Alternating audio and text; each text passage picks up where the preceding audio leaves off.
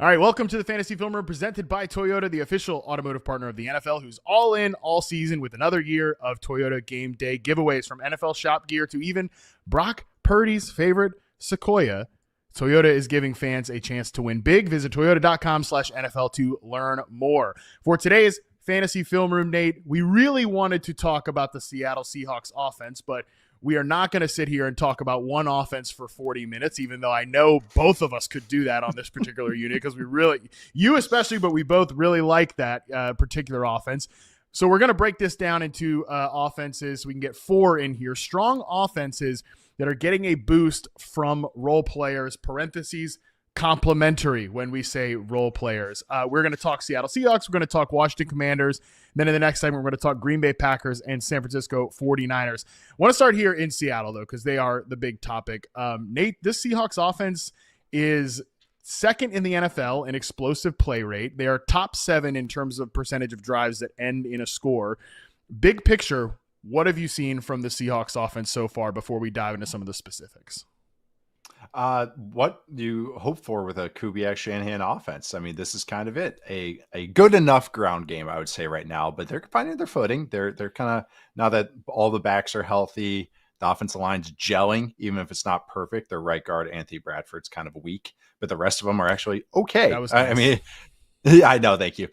Gray Zabel at left guard's been a star. At left tackle, Charles Cross is a reminder of like, oh yeah, you were really good at one point and kind of had some inconsistencies since then. Their center, Sundell, has been fine, but good enough in this Kubiak offense. Like his weaknesses are kind of mitigated, and Abe Lucas has been pretty solid as well now that he's healthy. But why I'm saying all that is that's what I thought could maybe kneecap this offense. Like, all right, in theory, this could be okay. You know, a Shanahan Kubiak offense that kind of lifts the floor of the offensive line. But okay, all right, not too much pressure. They kind of are really, the run game, like I said, they're kind of expanding it. It's not just zone.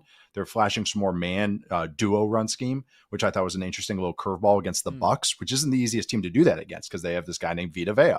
So to me, that was kind of some good proof of concept, kind of going like, and that was in the fourth quarter too. I was like, okay, so it's off the opening script, off of your different runs than you typically is your fastball, and you kind of doing it very sound.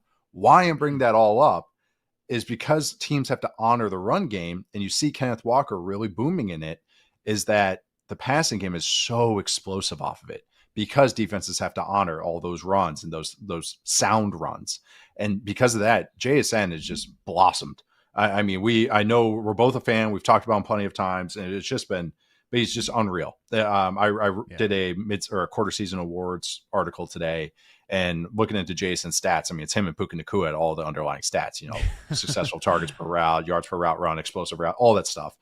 And what's been really cool is, I mean, you have always said this, but I kind of saw it last year, but now it's like, again, proof of concept. 80% of his routes are coming from the outside, or 80% of his plays. It's truly like he's can line up anywhere, can attack all three levels, because he can eat all those targets, all those main routes. Now you're seeing the guys like Cooper Kupp have a role. Tory Horton, who is a guy I liked in this draft, and you did too, having a role that's actually like not just snaps, but actual targets now in the flow of the offense and out of the, like his touchdown against the Bucs was out of structure. But the thing is that that's what he is. That's why I liked him as a college player, was that he was kind of very sound and very quarterback friendly. But they're figuring out how to use Cooper Kupp in 2025. All right, 3rd and 5 or less or fewer. Okay, we can work you underneath. We can use you as a kind of an additional tight end. So actually he's having some relevance even fantasy wise, because now it's like they're figuring out how to use him, even if it's not very explosive. And AJ Barner's now seeing some real targets. He's getting some stuff that's designed for him. And also, his touchdown, the first one, because he had 2, I believe. The first one that he had against the Bucs he was on the backside of it, but they like him a lot. So he's going to get a lot of those kind of primary targets once they enter the red zone, once they get on the 3rd down. So I don't see he's not going to get 2 touchdowns every week, but I think he's going to have that steady diet of production. So yeah, it's been really good. I mean, the run game has some ways to improve. Sam Darnold's been a great operator. I know we joked we could have gone 40 minutes, but I seriously can. Sam Darnold's been a good operator. I just went through all 11 guys. And they're even like singling out Elijah. I'm sorry, I didn't mean to. I really am not. But Elijah Arroyo is getting isolated. Like he is like a dynasty smash to me because of how they're using him. They're designing plays for him right now. And that is so interesting because I thought that would take some time. Interesting. But they went, hey, ISO against Levante David, and Sam Darnold went, screw reading the concept. I'm taking you one-on-one against Levante David. And I know Levante David is not as his peak, but still it's kind of a respect thing.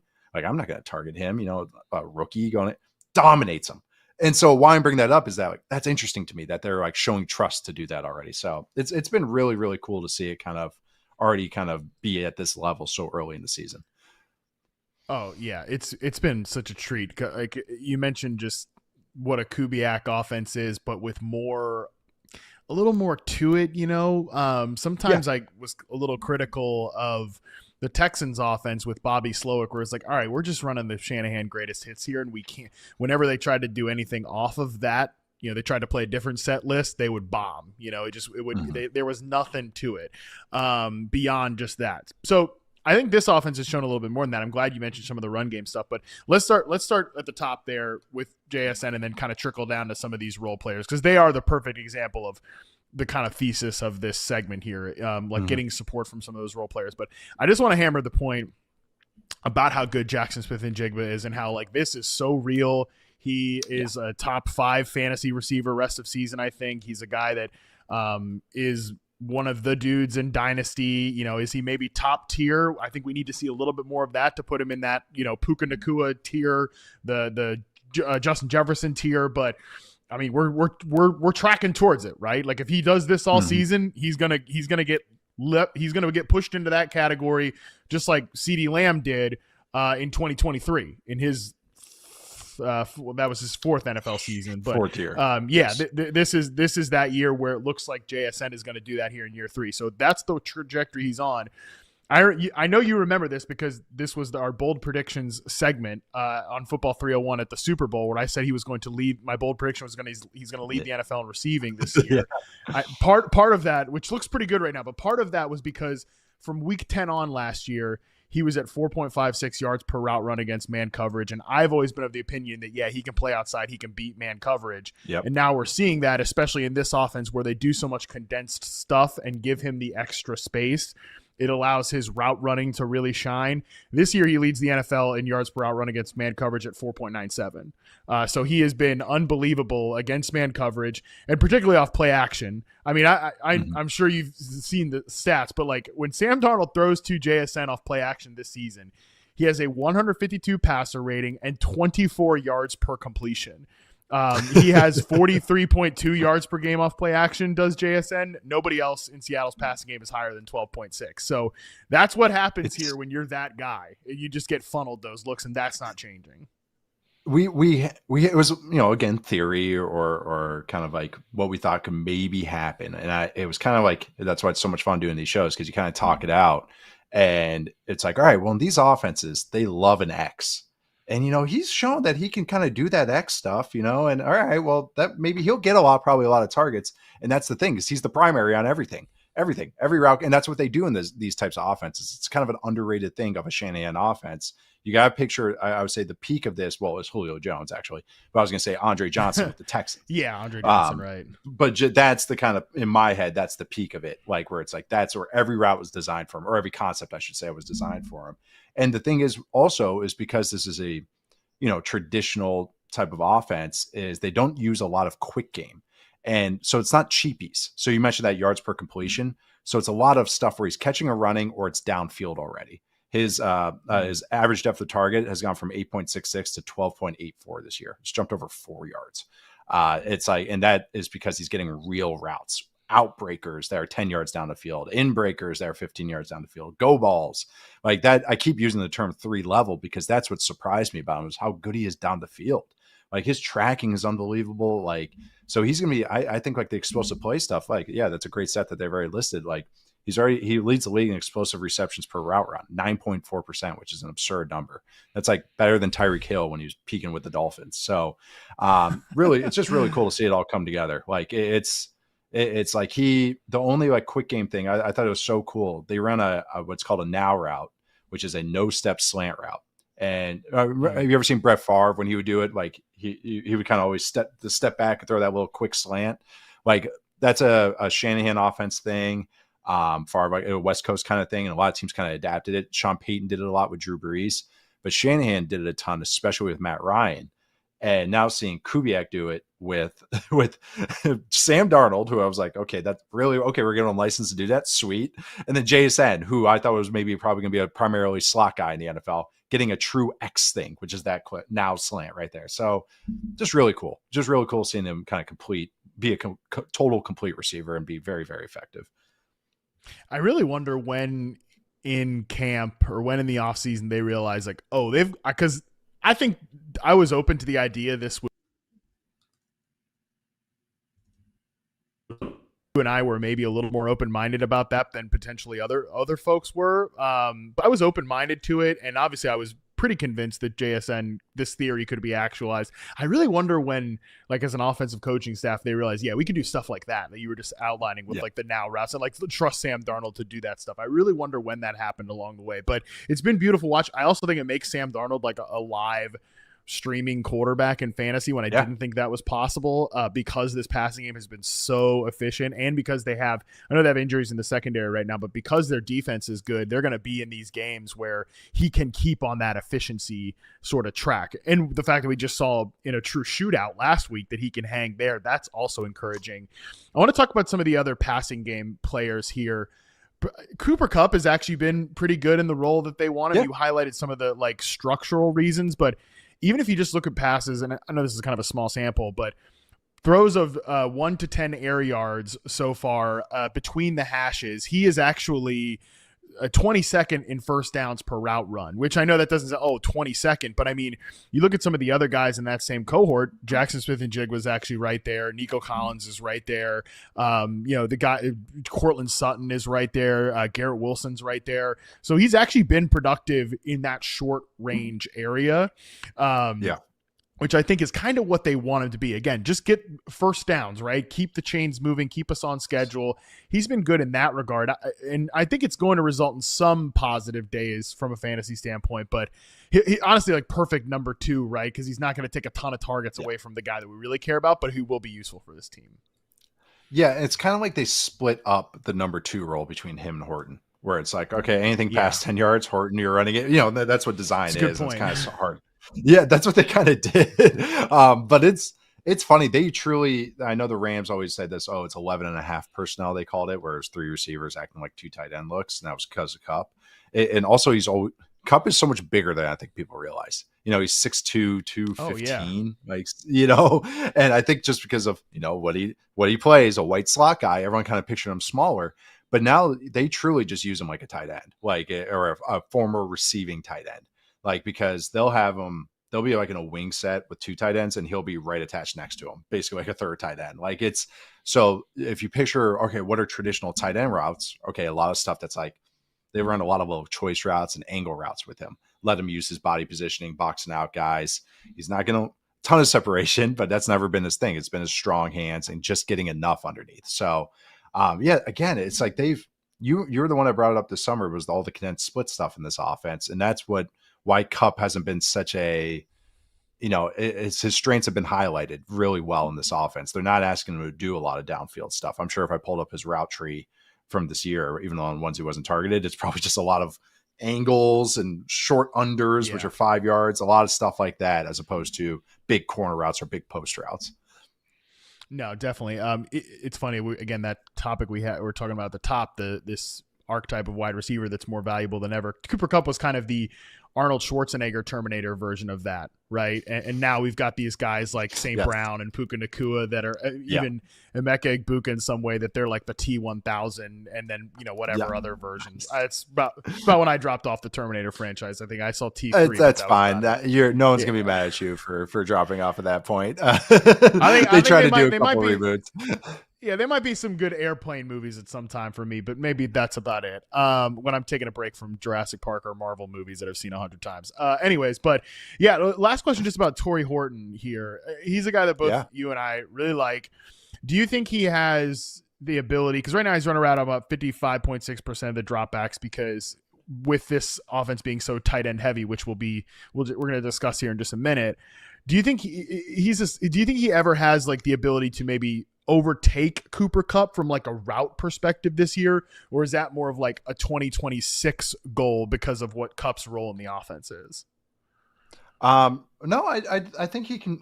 It's kind of hard because it's just they just when he's on the field or like when Kupp's on the field, they're there for a specific purpose. So like a lot of like these good offenses, like maybe even just the Bills, or I'm just trying to think off the top of my head, the Rams, everything's in the flow of the offense, like because those guys are on the field so much.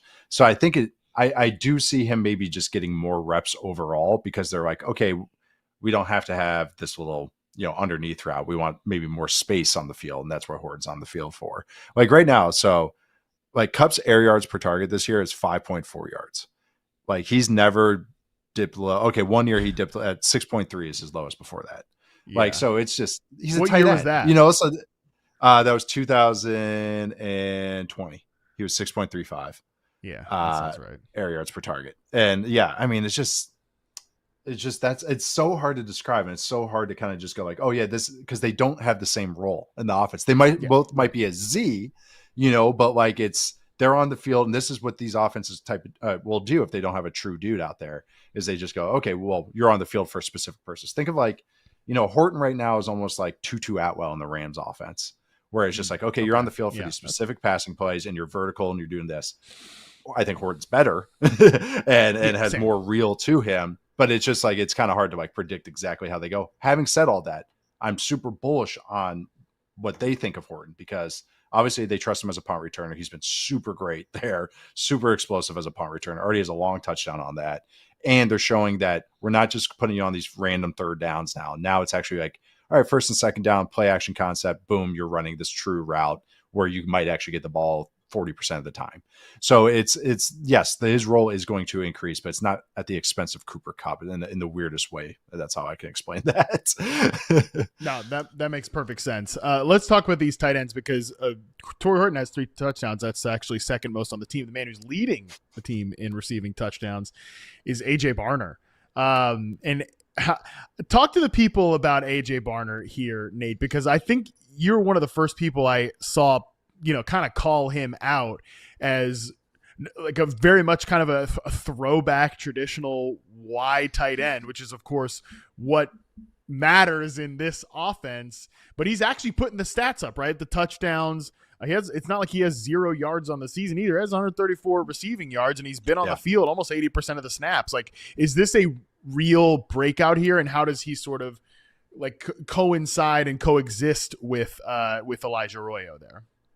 Oh, it's very real. And I'm just really curious though, is how it actually turns out fantasy wise, because real football wise, it's ideal, because AJ Barner is, like you said, like he's a true wide tight end, meaning he can block and do all the run game stuff and all the real football things that can keep him on the field, which is encouraging, because that means, well, if you can do all the things that we want you to do, we have no reason to take you off the field. Ideally, a coaching staff on an offense can do what Sean McVay did his first couple of years with the Rams. I have the same guys out here every single play, because now there's no tendencies for the defense to tee off on. There's no, and also they kind of have the conditioning for it, can really get into the flow of the game and that's like a real human nature thing. So with AJ Barner, the fact that he can be a true Y on top of the receiving stuff, and I don't think he's going to be Kittle, but I do think he could be that good tier, maybe that's that tier below where he's a true Y that can block, but also be a true secondary receiver in this offense. I'm not saying the 2 touchdowns that he had last week, but the production, the 5, 6, 7 receptions, he could have that very consistently, because that's just how this offense is. And he's going to get the reps to kind of get the secondary targets. So the check downs on play action. That's another thing. They run so much play action. That's what the tight end's usually doing. Yeah. He's a secondary option on that. So he can get that kind of steady diet every week. But also they design plays for him as far as like screens, as far as also just like stuff in the red zone. They're going to run a lot of play action in the red zone, which increases tight end touchdowns, just like we saw last week. So do think it's, I think it's very real long-term, but it's just hard because they also got Arroyo, who's doing like really cool stuff too. Who's like I already mentioned before, getting isolated on routes on routes that he should win. So it's kind of cool to see that too.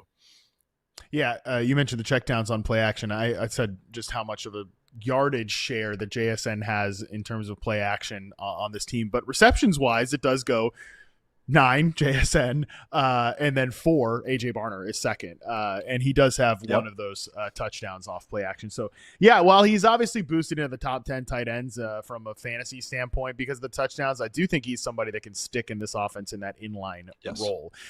Final thing on Seattle here, and I know we could talk about this team for so long, but let's just talk about these two running backs here real quick.